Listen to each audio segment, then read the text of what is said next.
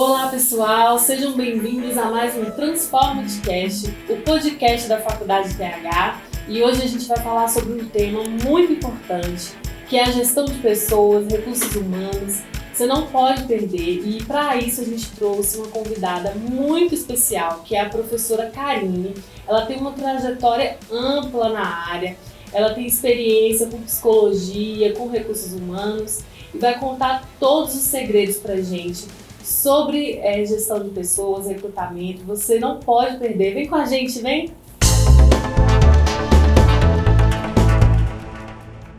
E hoje a gente tem aqui a professora Karine, que é uma pessoa incrível, vai contar um pouco da trajetória pessoal dela, do trabalho dela. Karine, tudo bem?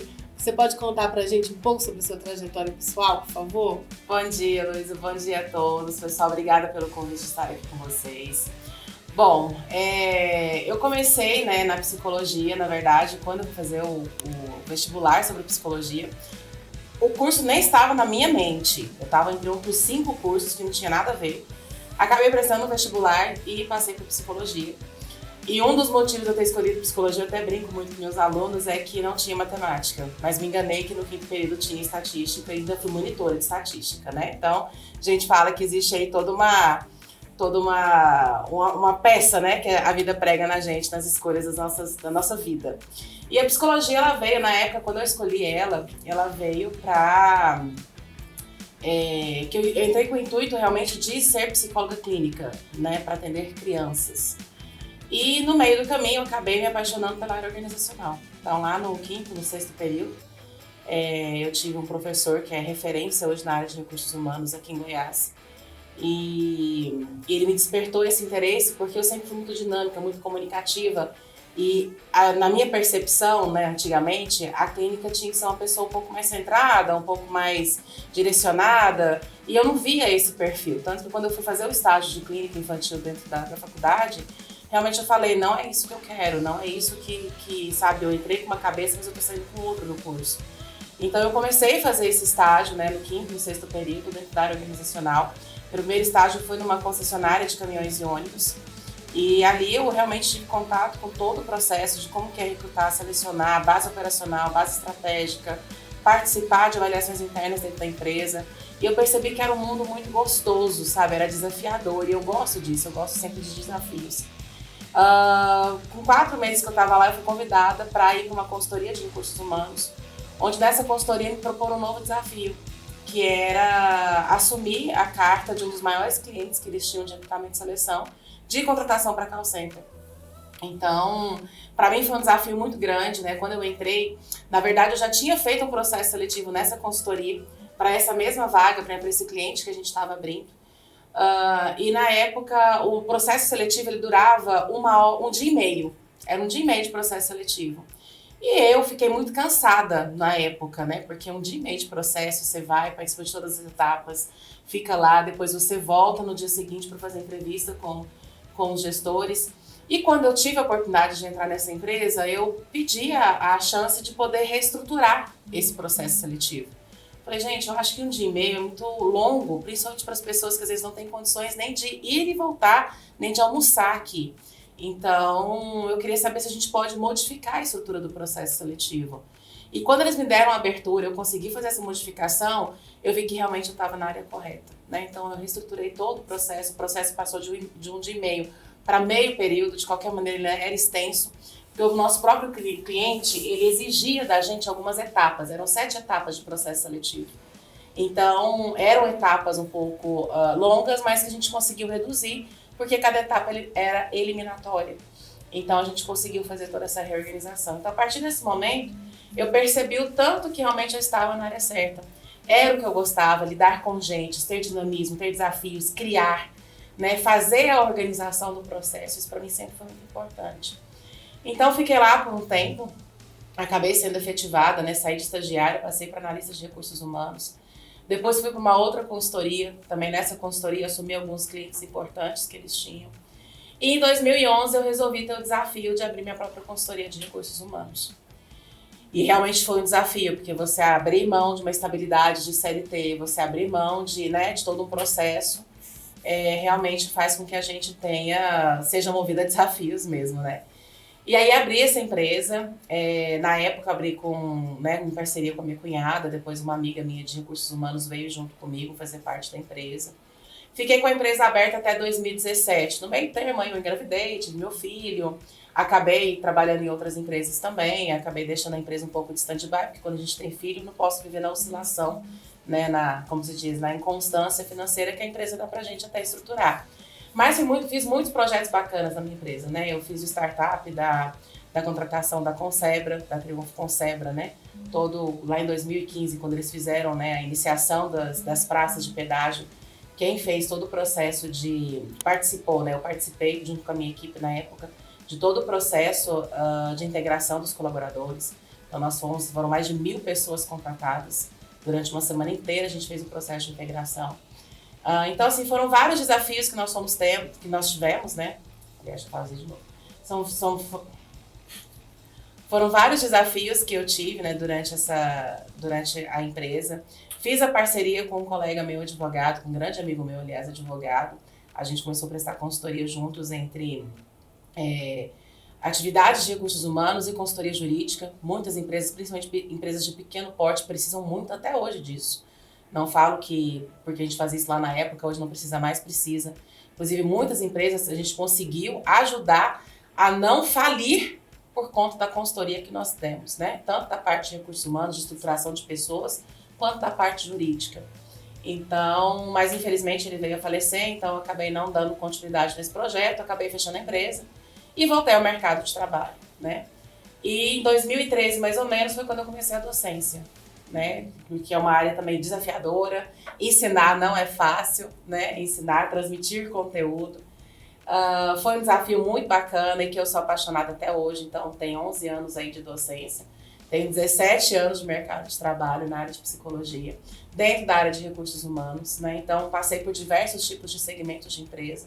Passei por empresas de pequeno porte, de grande porte, contratei para empresas multinacionais, já fiz processo seletivo para o governo. Então, de toda a estrutura de processo seletivo, de cada segmento, graças a Deus, eu consegui ter um pouco de experiência, né? De poder absorver e levar isso para a minha vida profissional hoje. Atualmente, eu trabalho como professora, psicóloga organizacional numa empresa e como psicóloga clínica também. Então, acabei me cedendo ao objetivo inicial da psicologia lá atrás, que era a psicologia clínica. Chegaram para mim e falaram assim: Karine, você tem muito jeito com criança. Mas não é porque você é uma pessoa infantil, é porque você tem firmeza em falar. Você não pensou em fazer psicologia clínica? Eu falei, pensei. Lá atrás, lá no início da psicologia, eu pensei, mas eu acabei sendo desviada. Então, fui para a clínica. Hoje, eu atendo todos os públicos, né? Criança, adolescente e adulto. Tenho a maior parte aí de crianças atendendo. Então, hoje eu trabalho nesse foco, né? Com foco na terapia cognitivo-comportamental. Tenho formação ABA, porque a outra parte que eu trabalho, que está dentro da área de gestão de pessoas, que é na Cabalos Ecoterapia e Equitação, que eu entrei lá para poder fazer a estruturação da parte organizacional, da estruturação de profissionais, a estruturação administrativa e financeira, que é o que eu tomo conta hoje, inclusive, mas também me encantei para a parte da ecoterapia, que é a terapia através do cavalo. Então, isso me despertou vários outros estudos, inclusive fazer a formação ABA, que é para lidar realmente com crianças que, né, têm algum diagnóstico, precisam de uma atenção especial, um direcionamento mais, como se diz, assertivo com relação ao desenvolvimento dela global através do cavalo. Então, hoje eu tenho, né, eu presto uma consultoria para essa empresa e, em paralelo, também sou professora tanto de pós-graduação quanto de graduação mesmo. Então, um pouquinho, né, desses 17 anos resumido aí em alguns minutos, é isso. Nossa, Karine, sua trajetória é, assim, incrível, né? Porque você começou com a área da psicologia, foi para a área dos recursos humanos e aí depois voltou para a psicologia e hoje você consegue conciliar as duas áreas, né? Isso é incrível mesmo, é muito difícil de ser feito, né? E eu queria que você contasse um pouco para a gente sobre essa sua perspectiva pessoal em relação a essa trajetória, quando você olha para trás e você pensa sobre todo o seu trajeto profissional, qual foi assim, o maior obstáculo pessoal que você enfrentou e como que você conseguiu superar isso e e pensar, não, eu vou conseguir enfrentar todas as dificuldades do mercado de trabalho. Você conseguiu montar a sua própria empresa. Como Sim. que foi essa decisão? Como é que foi esse percurso?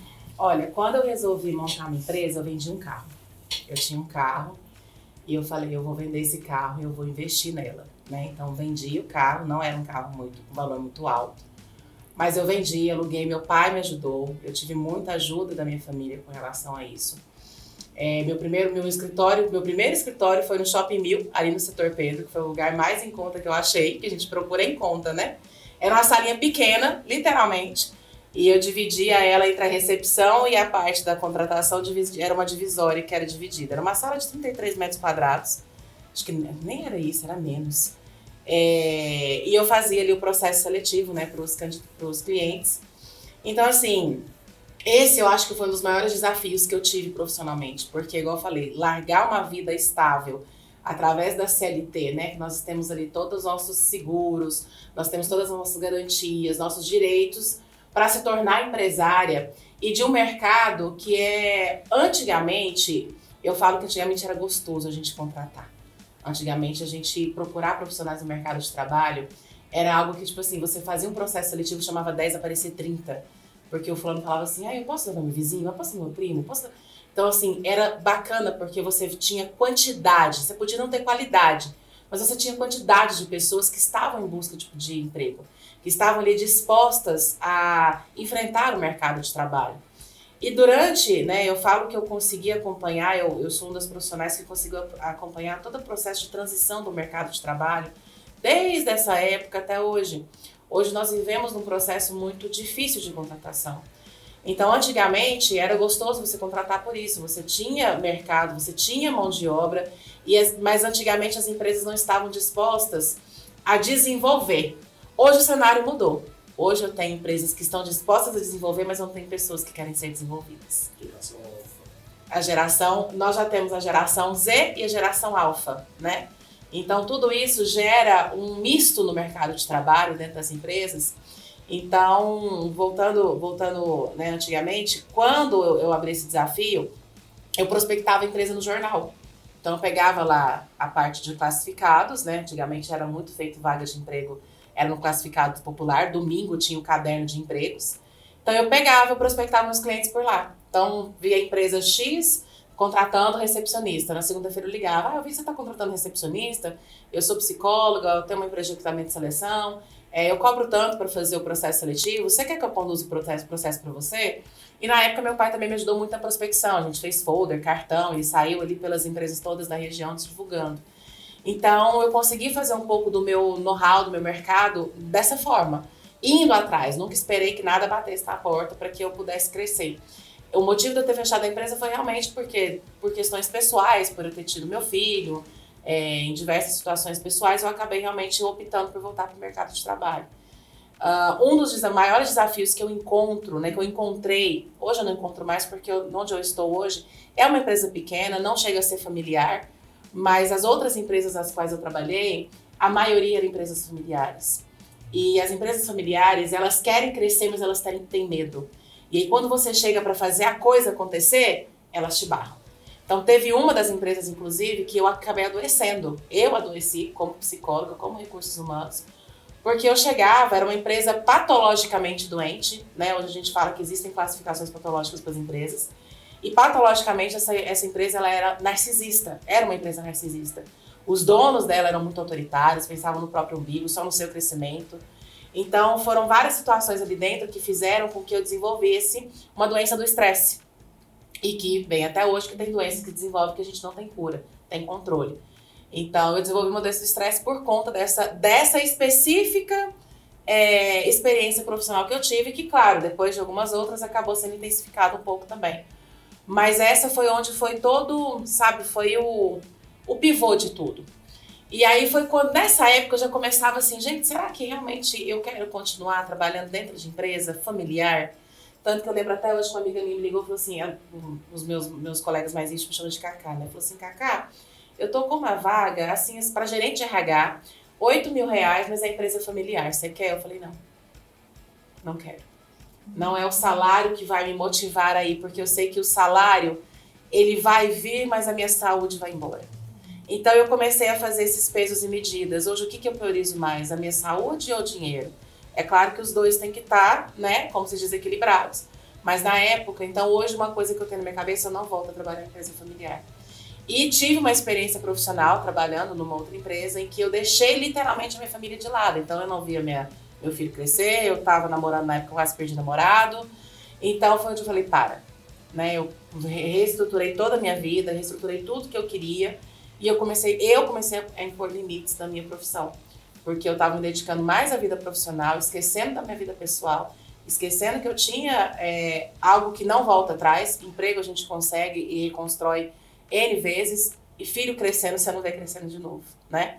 Então, foram vários fatores que me fez tomar algumas outras decisões, em focar mais na docência, em focar mais na consultoria e ir para a clínica, porque hoje eu consigo fazer o meu horário. Então, eu falo que o meu maior desafio profissional foi esse, o divisor de águas para todo o meu processo profissional foi minha empresa.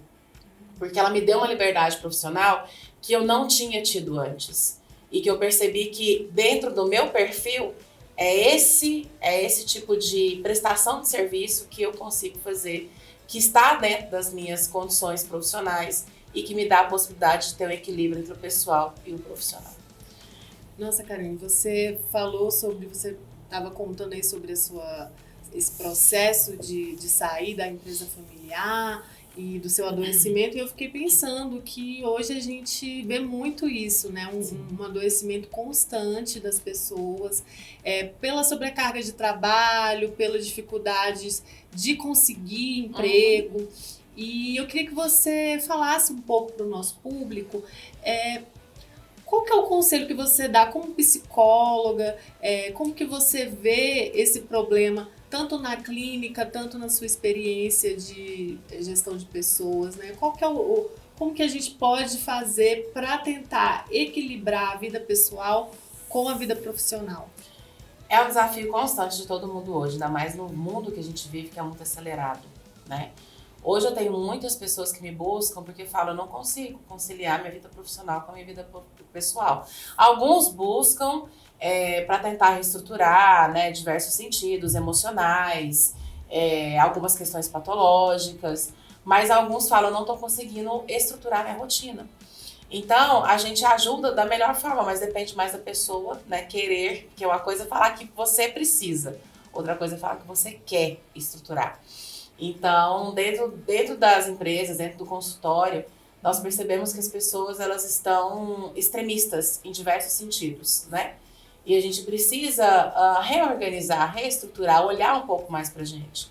Uma das coisas que eu faço muito com alguns pacientes que buscam isso, porque eu chego em casa, eu vou desabafar com a minha esposa, eu vou desabafar com meu marido sobre o trabalho. Não, chegou em casa, o que tá no trabalho tem que ficar no trabalho, sabe? O que tá em casa tem que ficar em casa. Karine, mas a gente dá uma máquina, concordo, nós não somos uma máquina a ponto de talvez ter uma briga em casa e você conseguir ir pro trabalho sorrindo, como se nada tivesse acontecido. Mas a gente tem que entender que quem está no trabalho, seus clientes, seus colegas de trabalho, eles não têm culpa do que aconteceu na sua casa. Assim como se você tiver uma briga com o seu chefe ou um desentendimento com o seu colega de trabalho, tua esposa e teus filhos não têm culpa do que aconteceu na empresa. Esses dias eu vi um vídeo que me tocou muito, que era uma criança que toda vez chegava pro pai pedindo pro pai brincar com ela. E ele sem tempo, porque eu tenho que fechar o negócio, Aí um dia ele chegou pro pai e perguntou, papai, quanto que é seu salário? Ele, não vou te dar dinheiro, não adianta ficar me perguntando, eu não tenho dinheiro. Aí a mãe foi e falou pra ele qual que era o salário do pai. A criança, é claro, é um vídeo, né? Mas a criança foi, fez um cálculo do valor do dia do pai. Ela juntou umas moedinhas e falou, papai, eu gostaria de 1 hora da sua atenção. Entregou o dinheiro para ele. Então vocês entendem a que ponto é um vídeo, mas é um vídeo que toca. Porque se isso se tornar real, daqui a pouco as crianças estão tendo que pagar para os pais. Eu até me arrepio quando eu falo isso. As crianças estão tendo que pagar para os pais darem atenção. A que ponto que nós estamos chegando? Sabe? A que ponto que nós perdemos a essência da família. A que ponto que a gente não consegue mais sentar numa mesa para jantar com todo mundo sem estar de cara feia, sem estar emburrado, sem falar de problema? Problema todos nós temos, mas a gente precisa entender que ou a gente soluciona, ou a gente pega uma cadeira, põe um problema aqui do lado e fala, senta e vamos conviver juntos. Então vai da onde você quer, como você quer conduzir sua vida. Então hoje as pessoas elas precisam ter maturidade emocional, que é o que muitos infelizmente não têm. Acham que tem, mas quando essas pessoas falam que tem, ou eles são extremistas para o lado racional, ou eles são extremistas para o lado emocional. E não pode existir extremos, as coisas têm que andar juntos. Né? As emoções, os pensamentos, as ações, elas têm que ter equilíbrio, tanto para o lado emocional quanto para o racional. Então as pessoas precisam entender que existem, nós hoje temos duas vidas, nós temos a nossa vida pessoal e nós temos a nossa vida profissional. Esses dias uma amiga psicóloga colocou um depoimento de uma paciente dela, em que ela falou assim, doutora, obrigada por você ter me ajudado a reconstruir minha vida. Eu consegui sair com a minha família esse final de semana. Eu consegui sair para almoçar com eles, coisa que eu não fazia há muito tempo. Poxa, até final de semana, por quê? Porque às vezes o cansaço é tanto que faz com que a pessoa queira ficar o tempo todo ou no celular assistindo um vídeo, ou quer dormir o tempo todo, ou quer falar, nossa, eu trabalho tanto que eu quero ter o tempo para mim. Gente, a partir do momento que você resolveu constituir uma família, a família também é sua prioridade. Não existe o eu, existe o nós. É claro que a gente não perde a nossa identidade, a gente pode ter os nossos momentos, mas a família tem que ser o foco principal de todo o processo. E hoje, infelizmente, é isso que as pessoas estão perdendo. Casa-se para continuar o individualismo. Tem filhos para que o celular eduque. Ou então coloque dentro do consultório para que nós, psicólogos, saibamos como regular as emoções das crianças, como educar essas crianças. Eu tenho crianças no meu consultório que quem educa sou eu. Entendeu? Então, assim, tanto que quando eu vou conversar com os pais, a primeira pergunta que eu falo é, vocês estão dispostos a ir comigo? Porque a partir do momento que eu percebo que eu estou indo sozinha, não é que eu não tenha que pensar na criança, eu tenho, mas a criança não pode me ver como mãe, como muitos me veem dentro do consultório. As crianças me veem como mãe, eu não posso ser mãe, eu sou psicóloga. A mãe é quem está lá em casa, o pai é quem está lá em casa. Então eu tenho que construir essa imagem. Olha a que ponto nós estamos chegando. Eu tenho que construir para uma criança a imagem do que é uma família. Karine, você falou da psicologia e eu queria que você falasse um pouco mais sobre ela. Assim, qual que você falou sobre o papel do psicólogo, né? E sobre a questão do amadurecimento pessoal, individual. E eu acho que a psicologia ela tem um papel importante nisso, né? Na nossa formação enquanto ser humano mesmo. Com certeza. E eu queria que você explicasse para a gente qual que é o papel do psicólogo, como que a psicologia, ao seu ver, enquanto profissional, qual que é a importância da psicologia, como que a gente pode ver a psicologia enquanto profissão, né? Tá.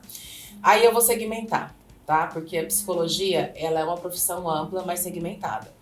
Dentro do ambiente organizacional, eu observo a psicologia como uma profissão para desenvolver, estruturar e as empresas aprenderem a olhar o funcionário não como um registro de carteira de trabalho, mas como um ser humano que está ali dentro, que é uma pessoa passível de emoções, de sentimentos e de reações. Uma pessoa que às vezes pode chegar não tão feliz dentro da organização e ele pode ter um departamento que ele recorra para conversar, que vai ali estruturar todo o processo de qualidade de vida da empresa. Então, o meu ponto de vista do psicólogo organizacional, a importância dele aí hoje é essa.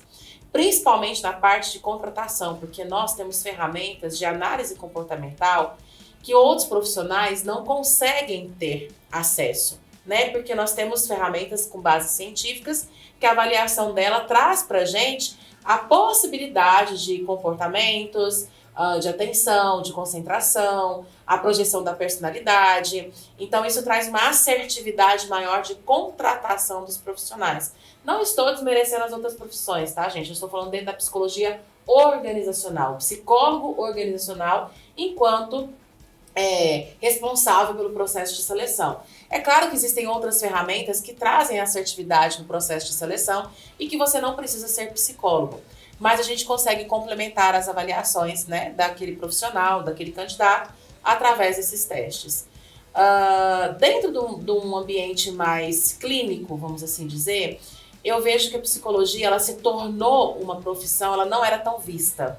Ela se tornou uma profissão um pouco mais vista e procurada pós-pandemia. Principalmente pelas organizações, começaram a procurar mais psicólogos para que nós pudéssemos desenvolver treinamentos de habilidades emocionais, porque muitos não souberam lidar com perdas, muitos têm medo de sair de casa com medo de pegar o vírus. Até hoje a gente tem relatos de pessoas que falam, não, eu não trabalho, se for home office eu fico. Se não for home office eu não vou, porque eu tenho medo de sair, adquirir a doença, trazer para casa e matar meus pais.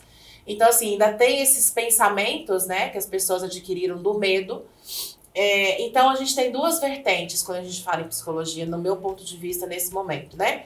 É a psicologia organizacional e a psicologia clínica, que são as duas vertentes que eu atuo.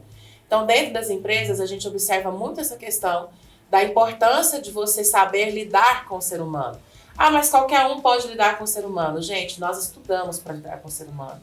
Nós entendemos a estruturação emocional, fisiológica de uma pessoa para que a gente possa saber lidar com aquela emoção. Saber o que falar, como falar para uma pessoa que acabou de perder alguém, uma pessoa que está no processo de depressão, para uma pessoa que está com medo, para uma pessoa que não está conseguindo desenvolver bem o seu trabalho dentro da empresa.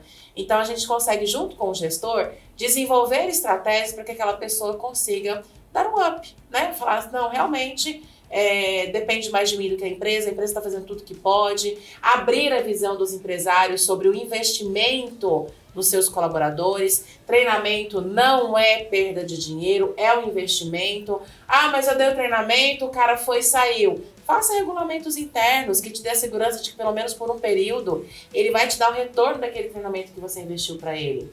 Tudo isso é questão de estratégias. E nós, departamentos de recursos humanos, a gente tem nós precisamos ter essa visão estratégica dentro da empresa. E levando para o lado do clínico, como eu já tinha falado, essa questão da estruturação, da maturação emocional. É as pessoas saberem lidar com as suas próprias emoções. As pessoas ficam muito preocupadas em como lidar com os outros, mas elas não pensam em como lidar com si mesmas. Elas não entendem as suas próprias emoções, os seus próprios limites. Como que eu vou entender o limite do outro se eu não entendo o meu? Né? Esses dias eu tenho uma paciente que ela atende pessoas idosas para o INSS. E ela chegou no consultório falando assim, Karine, eu não entendo por que esse povo chora. Cara, tipo assim, ela não tinha a questão da emoção, da empatia. E eu falei assim, olha, para você é só um benefício que você está correndo atrás para ele. Para ele é o dinheiro que vai trazer o sustento da casa. Então eles choram do desespero, eles choram do que conseguir, eles choram pela situação que eles estão passando. Então, com poucas sessões, eu consegui desenvolver. Ela fala, Karine, hoje eu vejo totalmente um olhar diferente do que eu tinha antes. Hoje realmente eu me coloco no lugar deles, não é a minha necessidade, é a necessidade deles. É isso que a gente desperta no outro e que está faltando muito no ser humano hoje, a famosa empatia. E existem diversos tipos de terapia, né? De formas de conseguir trabalhar essa individualidade, essa relação do indivíduo com o outro. Você chegou a comentar no início sobre a terapia com cavalos. Uhum. Como que isso funciona, né? Eu fiquei curiosa, mas aí a gente foi andando para outros caminhos. Eu queria que você voltasse e falasse um pouco sobre esse método que você utiliza. Então, a terapia com cavalo foi uma surpresa para mim também, porque eu formei em 2009, eu nunca havia falado, né? Nunca tinha ouvido falar sobre a terapia com equinos, que a gente chama terapia assistida por animais, né?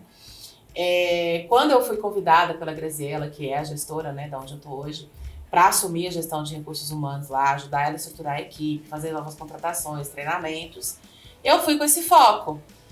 E aí, com o passar do tempo, eu comecei a perceber o tanto que o cavalo tem uma energia, gente, que é uma coisa incrível. É uma coisa assim, eu nunca tinha tido tanto contato com o cavalo.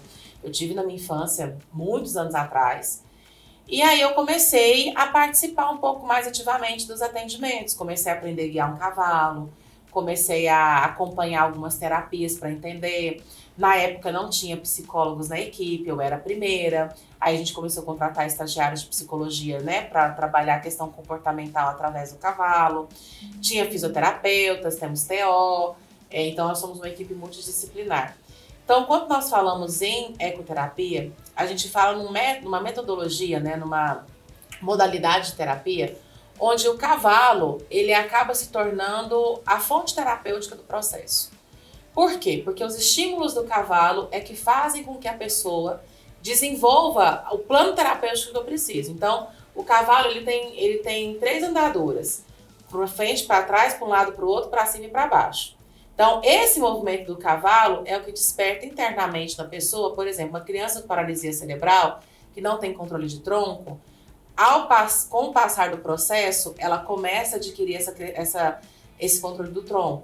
Uma criança que é autista, com esses estímulos, esse movimento, uma das coisas que os pais procuram muito a ecoterapia para autista é a questão do tempo de espera, a questão de regras, né? Que é muito importante para eles, esse desenvolvimento. Então, eles amam o cavalo é uma figura muito apaixonante.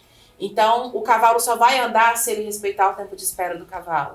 O cavalo só vai andar se ele respeitar o tempo da atividade que tem que ser feito. Então, o cavalo acaba sendo um reforçador do processo terapêutico para condicionar e modular o comportamento da criança.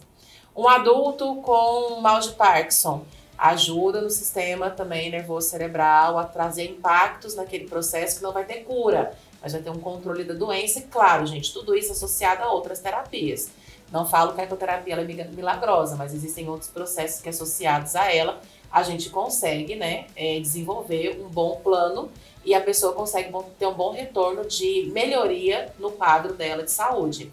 Uma pessoa que tem depressão, o cavalo, ele é maravilhosamente um ser que cura, né? Esses dias até teve uma menina que foi fazer uma aula experimental lá, ela falou assim, gente, em 30 minutos o cavalo conseguiu fazer o que em 1 ano quase eu não consegui em terapia. Em terapias existem diversas, né? Não necessariamente só do psicólogo.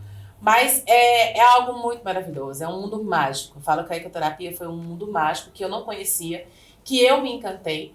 E hoje eu trabalho atuando nas 2 vertentes. Hoje lá dentro eu atuo tanto na parte administrativa financeira, quanto em alguns momentos, terça-feira mesmo é um dia que eu vou das 8 da manhã até o final do dia ajudando nos atendimentos e também realizando atendimento com os praticantes que lá estão.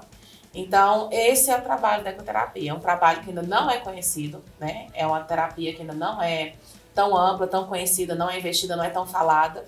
Mas é algo que as pessoas têm procurado com um pouco mais de ênfase, até mesmo porque é uma terapia assistida que, infelizmente, por o cavalo ser a principal mão de obra, né, da terapia, não é um recurso barato. Então, eu não consigo colocar a ecoterapia como um recurso em conta.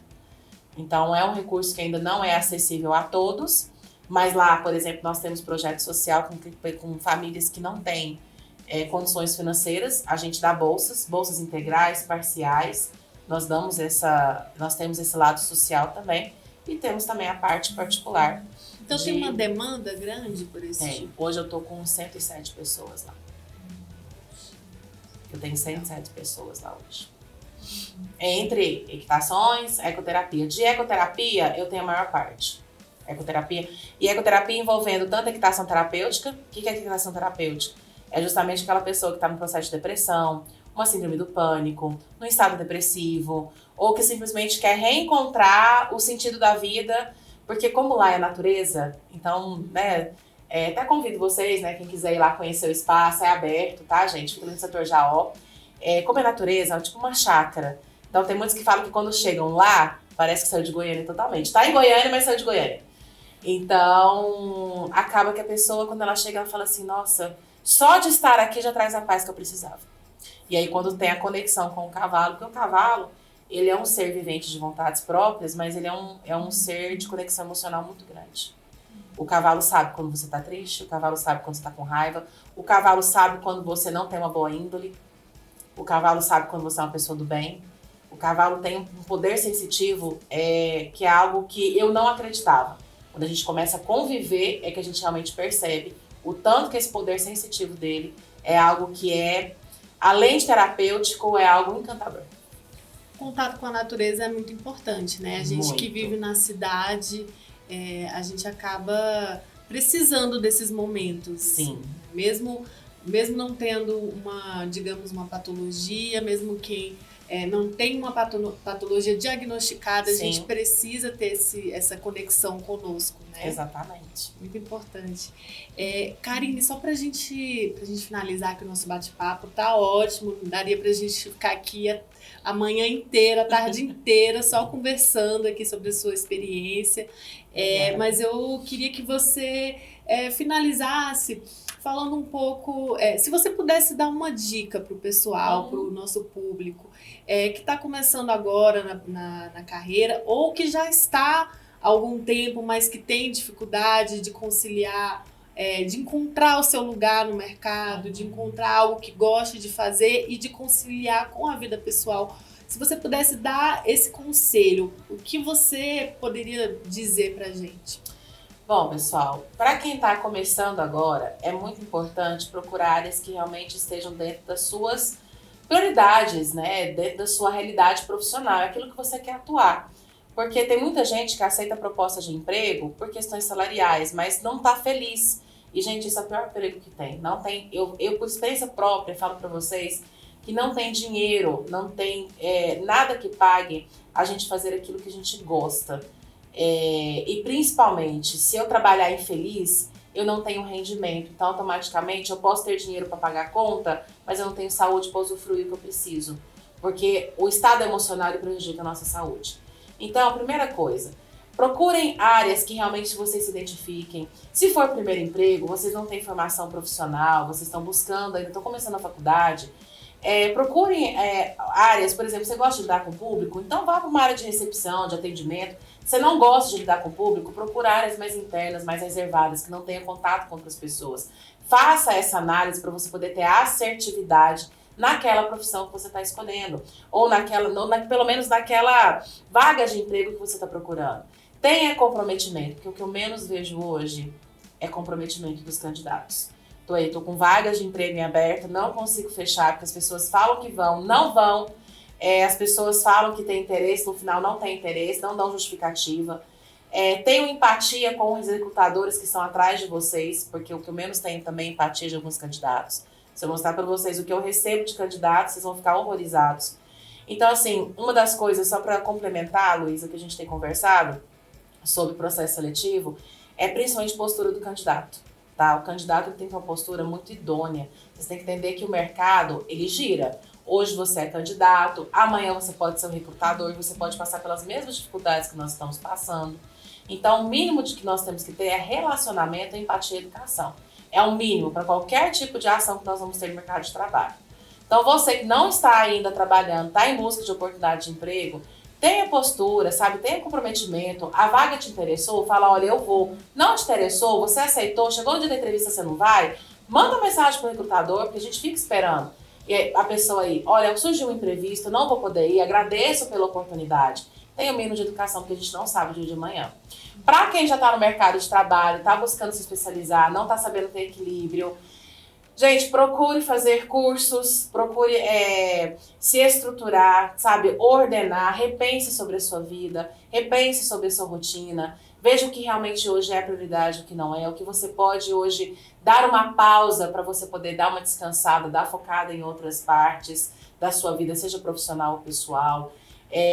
Até minha psicóloga, mesmo esses dias eu estava fazendo uma pós-graduação atrás da outra, né? Aí eu falei que ia começar uma pós-graduação em psicomotricidade, ela falou assim, você não vai fazer mais nada, chega, você está proibida durante um ano de estudar, pelo menos em pós-graduação você tá. Por quê? Porque eu estava numa entoada tão grande de estudo, que aí eu estava realmente me sobrecarregando, me estressando e descontando estresse que não tinha nada a ver com essa escolha que eu tinha feito. Então alguém precisou me barrar. E se você achar que precisa buscar uma ajuda de um psicólogo, de um orientador, de alguém que, né, você tem assim, confiança, busque essa ajuda, sabe? Um curso que é muito bacana, um curso de gestão de tempo, que ajuda muito a gente a estruturar o nosso tempo, a colocar o que é prioridade, o que é urgente, o que eu posso fazer agora, a cronometrar, sabe? Colocar prazos do que a gente tem que fazer e cumprir esses prazos. Eu acho que isso é muito importante para que a gente consiga ter esse desenvolvimento, tanto pessoal quanto profissional na nossa vida. E para quem tem uma empresa e está procurando um profissional que seja comprometido, qual que é o conselho que você dá para essa pessoa que está procurando um time competente? Agora ela me perdoa. Porque até eu queria essa dica também, sabe, Luísa? Brincadeiras à parte, gente. É porque realmente contratar ultimamente, gente, tá muito difícil. Vou dar um breve exemplo pra vocês. Eu tô com uma vaga, eu tô com uma empresa que eu tô contratando 30 estoquistas. Eu tô com essa empresa já tem 2 meses, eu vou conseguir fechar 12 vagas. Por quê? As pessoas não vão, as pessoas têm interesse, mas as pessoas perdem o interesse do nada, não sei o que acontece. As pessoas não comparecem, são contratadas e não vão. Tô com um aqui agora que eu recebi a mensagem de que só porque o gestor falou pra ele que ele precisava ser um pouquinho mais ágil em algumas atividades, ele já não gostou e não foi trabalhar, foi registrado ontem. Então, assim, não existe, infelizmente, não existe uma fórmula mágica de falar pra empresa, olha, se você tá buscando um profissional, faça isso. O que eu posso dizer para as empresas hoje, para pelo menos melhorar essa busca e tornar mais atrativo, é pelo menos investir um pouco em benefícios. As pessoas hoje elas buscam isso. Um vale alimentação, sabe, considerável, o vale transporte é obrigatório, um benefício, plano de saúde que hoje as pessoas buscam muito, benefícios que vão ser atrativos e vão fazer com que sua marca, né, empregadora, ela se torne algo visível. Algo que as pessoas falem, nossa, eu vou para essa empresa porque lá eu vou ter benefícios, eu vou ter qualidade de vida. Então, muitas das vezes, eu falo que às vezes os candidatos têm essa postura, mas eu também sei que tem muita empresa que não colabora para que a postura do candidato seja um pouquinho melhor dentro do processo. Não valoriza. Né? Não valoriza. Eu tenho cliente que paga R$8 de uma alimentação. Eu nem falo o valor, porque R$8 hoje não cobre nada, não cobre nenhuma marmita. Então, assim, uma das coisas que eu busco influenciar muito os meus clientes é os benefícios. Porque isso acaba sendo atrativo, isso acaba sendo algo, sabe, progressão salarial. Mostre para o candidato que vocês têm uma possibilidade, mesmo que remota, mas que existe uma possibilidade de um mínimo crescimento dentro da empresa. Né? Se ele estudar, se ele se estruturar, se ele fizer uma faculdade, fizer um curso que vá proporcionar a ele um crescimento profissional ali dentro. Eu acho que isso são coisas, são ferramentas que podem, ações, né? Que podem tornar a tua empresa um pouquinho mais atrativa para que você consiga ter bons candidatos. E o principal, aprendam a querer a desenvolver. Não queiram contratar pessoas já prontas porque não existe. Esses dias eu recebi um cliente que ele queria contratar um estagiário com experiência. Falei, o próprio nome do cargo já diz, estágio é para aprender. A pessoa está ali para colocar em prática o que ela vê na faculdade. Então, não sejam tão exigentes, porque as empresas às vezes são muito exigentes, pagam pouco, né? E aí realmente ficam falando que não encontram pessoas no mercado. Isso também tem a outra vertente. Então, reestruturem, reanalisem o perfil de vocês. Hoje o que eu estou pagando é condizente, o que eu estou exigindo é condizente.